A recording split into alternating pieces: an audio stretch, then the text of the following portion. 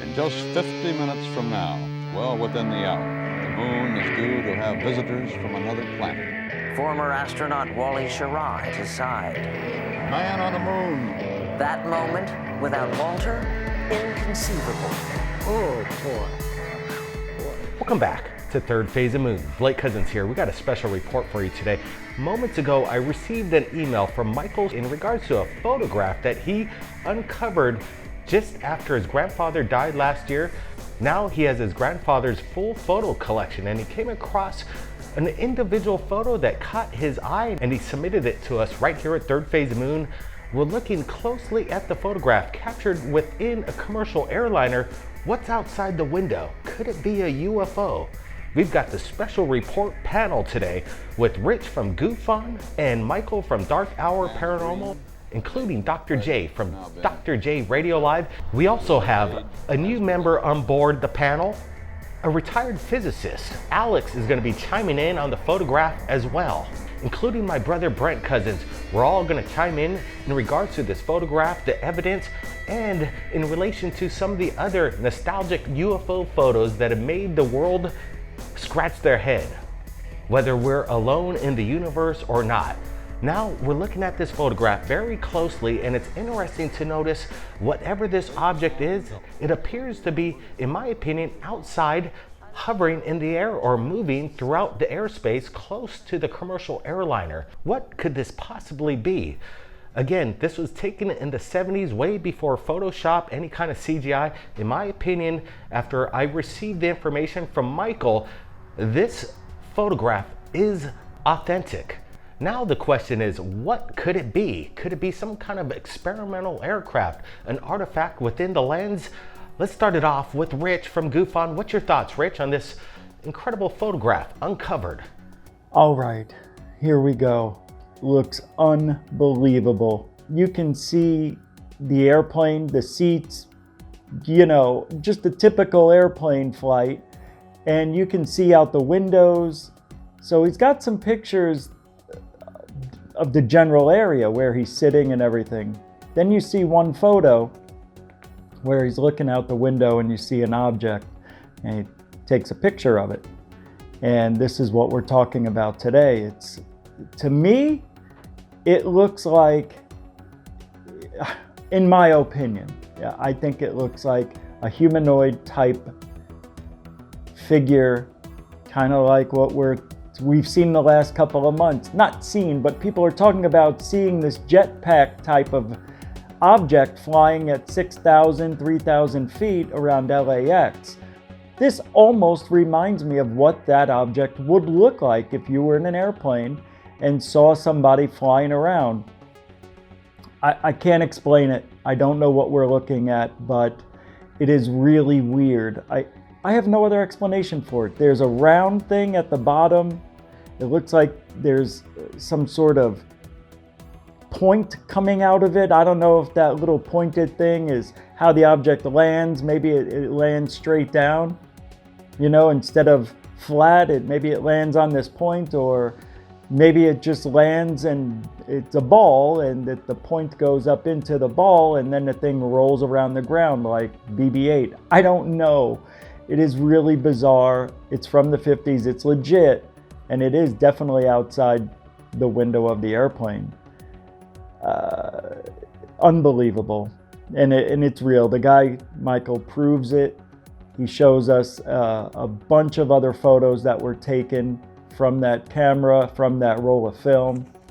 And he shows the authenticity of how old it is. You can actually see the paper that it was printed on.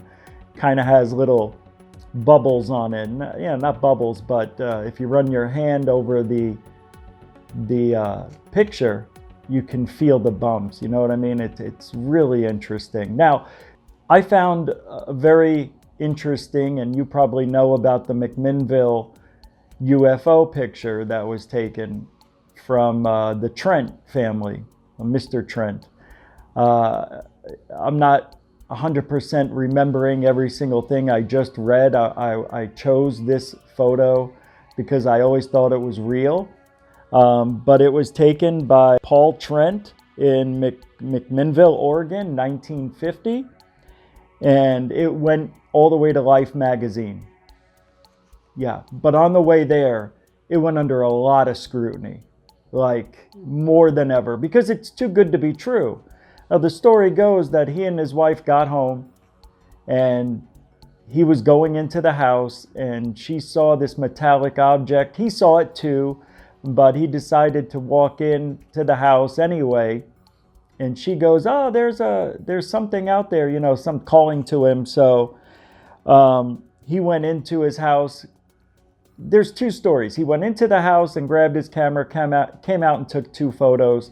Then there's another story, supposedly, where the camera was in his car. Well, he thought it was in his vehicle, but it was in the house, and he took 2 photographs, and he didn't want to post them. He thought that it would bring a lot of turmoil in his life if he posted this. Even in the 1950, when this photo was out, he thought it would bring trouble to him. I appreciate 1950s, 60s photos more than any other generation of ufology photos and videos and evidence, because back then it was really hard to fake stuff. And I think that is one of my favorite UFO photos. And this story that just came out today, unbelievable UFO out the window of an airplane. Amazing. All right, now let's take it out to Alex. Alex, I know you have a major background in science. Can you give us your opinion of what you think this photograph represents? Hi, it's Alex with Thirdphaseofmoon. This is a real interesting picture. It's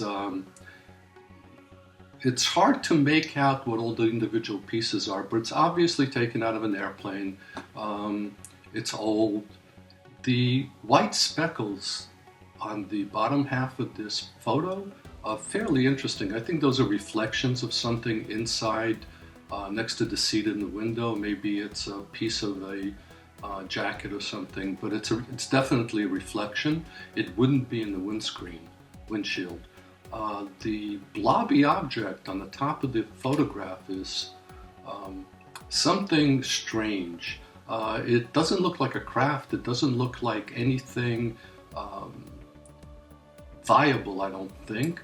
I believe, from looking at it and enhancing it a little bit, I believe that they are just some sort of a splatter on the windshield. Maybe something hit it, a speck of something hit it, and marred the window. And what we're seeing is a pit in the window, or several pits in the window, not actually something outside. So that's my opinion. Thank you very much. Now, let's take it out to Brent Cousins. Brent, what's your thoughts on this photograph? There's a few things that stand out while looking at this photograph. We're moving in, particularly, we got a good zoom, we got a good close-up on this thing, and it's revealing things that leave other questions out of the equation. Let's just say this could be a speck on the lens and on the shield of the aircraft. There's a series of photos which leans towards a big question. Is this a speck of something on the glass of the plane? And we're looking at it, and I could rule this out, because if you see the second photo, you can see that the window of the plane is in fact clear. So something's going on here. I'm gonna lean towards that this is an object outside of the airplane, and Michael's grandfather was lucky enough at the time just to pull out his camera and notice something there, and he snapped the shot. And what a great moment. This was captured in 1971, pretty much a vintage photo, so there was no Photoshop or CGI, like Blake said earlier. We're looking at something that is still unexplained. We're looking at the shimmer on top of the picture here. You can see kind of like a ridge pattern going on. I don't think this is reflection within the cabin next to the window. I'm thinking it's just basically the pattern of the paper itself, or the print of the photo. It creates these kind of ripple grid effects. So that's what we're looking at there. Nothing too much to think about except what's there in the picture itself, this anomaly. I'm thinking there's going to be more of these vintage photos that come out when people pass away, and then they go into their parents' or grandparents' kind of vintage photo collection, and then they're going to pull out and see something that we're seeing today. New UFOs that has never been seen before. We got Dr. J from Dr. J Radio Live. I showed him the photograph. Dr. J, what's your thoughts here? What do we have here? We have images in the form of photographs that were found by this gentleman in his grandfather's possessions. Now, presumably they look like they're from the 50s era. I believe that's also even said there. But there are also some that on the back of the photographs are written 1970, 1975, and he even makes a point to showing us or telling us that this is the same camera that was used to film them all. Now, this is what we've all been waiting for. We live in a generation right now where people who were part of, say, Roswell, the Kecksburg in the 60s in Pennsylvania, and other events are passed away. I don't know if anybody from Roswell is still alive to this day, and if they are, they're not speaking. But it seems to us they're speaking from their death. And that's why I think we're going to see more and more of this. And I really hope there are more and more viewers out there who will find something that belonged to their late parents or late great-grandparents or even just grandparents. The point is we know for a fact that the United States government, and especially I believe it was in the 50s, early 50s, started to implement the program to debunk J. Allen Hynek. That was his whole reason for Project Sign, Grudge, and Blue Book. Now, on top of that, let me ask you this. If a photograph is taken in the 40s or 50s, can it be debunked? Well, sure, if it was created today, but back then, you would have to throw a hubcap in the air or something like that. That is why I tend to love older videos and pictures. Now, more so, this person claims that his grandfather was a pilot. Pilots really are esteemed when it comes to knowing aerial phenomenon. So, and another thing too is his grandfather never came out to claim credit for any of this. Apparently, this gentleman just found it, like I said, in his grandfather's possession. So, yes, there are hoaxes. And at the same time, though, is I believe 10% of the hoaxes, or 10% are hoaxes, as what people say. Of course, a majority are natural phenomena that people mistake for UFOs. But the point being said is that I think the military would be the one to hoax things. That way they could ridicule this thing. And again, even in the 50s, early 50s, Life magazine published vintage nostalgic photos like this. So my thumbs up, 2 thumbs up for this, because again, this is just another piece of the puzzle and more evidence that a pilot saw something like Kenneth Arnold, and I hope more and more people come out. Now let's take it out to Michael from Dark Hour Paranormal. Michael, what's your thoughts? So many times I remember growing up and a friend would say to me, "Hey, I found my grandfather's stash of World War II memorabilia," or something along those lines that was left either after they passed or is being neglected because that person isn't capable of living life the way that they would like to. So what I have in front of me here with these photographs submitted by Michael Schumett is very interesting and falls along those lines. His grandfather, Daniel Schumett, was born in 1932, and he's taken some photographs while in a commercial airline of a UFO. Now, this UFO is very interesting. I can't say that anything in the vintage photographs that I have seen is reflective of what we're seeing here. In fact, this reminds me of the more recent sightings of the Jetpack Man, the way that this thing is shaped. My personal favorite vintage photograph, and I know a lot of you are going to disagree with me, is one by Billy Meyer. And one of the reasons for that is because it's the first clear photographic evidence of UFOs that I saw when I was very young. And it's something I've consistently come back to and referred to through my research and my work, just looking at it from different angles. But the photograph that we're presented with here, and there are several, but one definitively with a shape that almost looks like a transformer with one leg missing, is floating up in the sky. I mean, this is just fascinating. And the fact that these photos are very old, and you can even tell by the rounded edges. I remember my grandparents showing me photos that had the same sort of attenuation. I'm not sure what camera it's from, but I believe that's something that was normal in those times when it came to developing photographs. This is an awesome vintage photograph of something we simply can't explain, and it's not something, again, that I've seen in other vintage photographs. We received a video. I reached out to Michael and asked him his thoughts when he came across this thing and what his initial reaction to the photograph was. Here's a video that Michael sent to me. All right, here's the pictures that I got out of, it was a box that belonged to my dad, and he passed away December 9th of last year. So I wanted to get some of his things, and there were some old photos of my grandfather on a plane, and it was him and his wife and everything, but sure. The back of the picture, I don't know if we get the focus in really good. I don't really like this phone. There you go. The back of it. And like I said, I think it was the 70s because I have other pictures. If the focus would come in, there you go. It's out the window. And this says 1975, but you can tell it was done with the same kind of camera.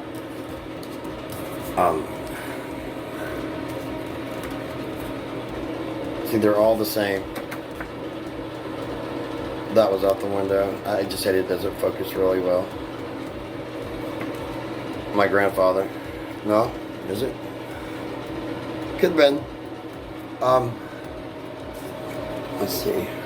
And here's more of them. So, these are the ones I have. Yeah, that's my grandfather looking over the back. I must have been my Aunt Doris. Grandmother Doris. So, all right, man. Let me know what you think.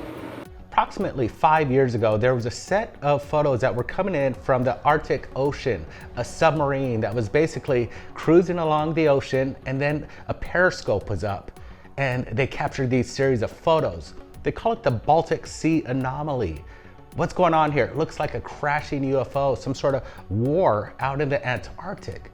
Whatever we're looking at, it could be Photoshop, but then again, there's been a lot of study on it, and Alex Mastretta was the one that kind of broke this news and brought it to the world, and it still leaves people scratching their heads. What's really going on? What I find fascinating is both of these photos were captured in the year of 1971. Is there a connection? So obviously I have an emotional connection to this photograph that Billy Meyer has supposedly taken many years ago. But let me tell you a little bit more about why I put some validity into this photograph, and at the very least think that it's still something that's unexplained. Now, back in the day, it was very difficult to manipulate photographs. In fact, if somebody was going to hoax something, they were more often than not going to do it within the frame itself. They were going to arrange some sort of prop, take a picture of, and then of course angle it so that it looks like something different. There wasn't so much in the way of manipulation after the fact, although that was there, it just wasn't something that had any real progression at that time. So in this photograph, we see that this saucer, which is a classic flying saucer, the way that we've always known them, is in an open field, wide open environment. So it'd be a little bit more difficult to hang it from a string or something along those lines. Not to mention that in the background, we have a lot to reference. There's quite a span between the photographer and the subject. And in that way, I think there's more to look into with this particular photograph. That being said, again, this is one of my favorite photographs that have been taken of an alleged UFO, and it's a classic. So, is it possible that this vintage photograph captured some kind of UFO in close proximity to the commercial airliner? Could it be just an artifact from the lens? These are questions that still remain to be answered. But the thing is, in my opinion, if you look at the original negative, and that's what we're trying to find out and receive from Michael, it could confirm that whatever this artifact is indeed outside of the commercial airliner. Are we alone? I don't think so. And if you've captured anything amazing out there, submit your video to us right here at Third Phase of Moon. My email is in the description below. Now, before I close, I wanted to introduce a new song Brent and I came up with. It's called Groom Lake. Enjoy, everybody. Keep your eyes on the skies. UFO's the godfather of all conspiracy theories, at least part of it. That mystery in the Nevada desert. We're now learning Area 51, America's capital city for UFO sightings, and the stuff of Hollywood science fiction is apparently real.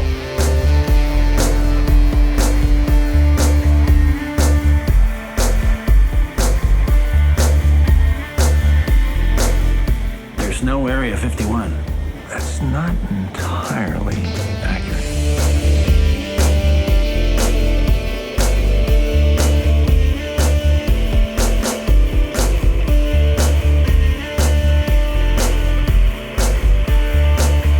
Area 51.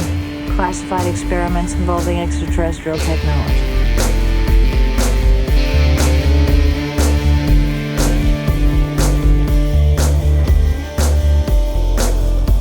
Area 51 has launched 1,000 conspiracy theories. Some people claim the Roswell aliens were brought here for reverse engineering.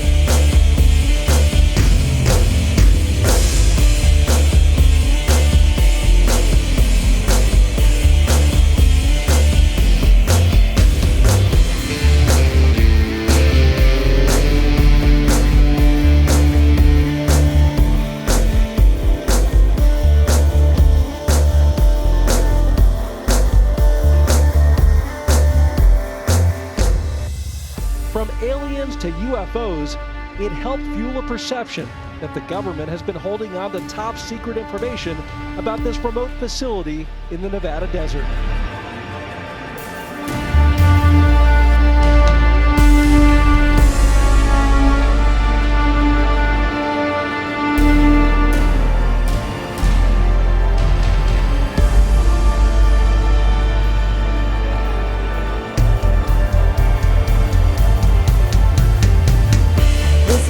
Become a national pastime and a great debate about aliens, and the locus of this is Area 51.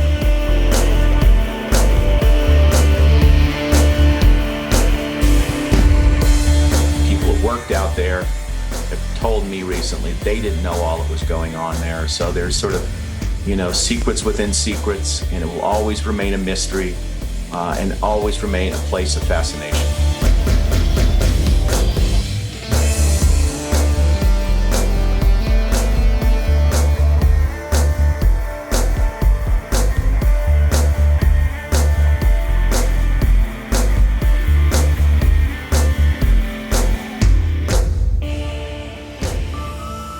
Until now, it had only really existed in places like the X-Files on television, but newly released CIA documents officially acknowledge the site for the first time.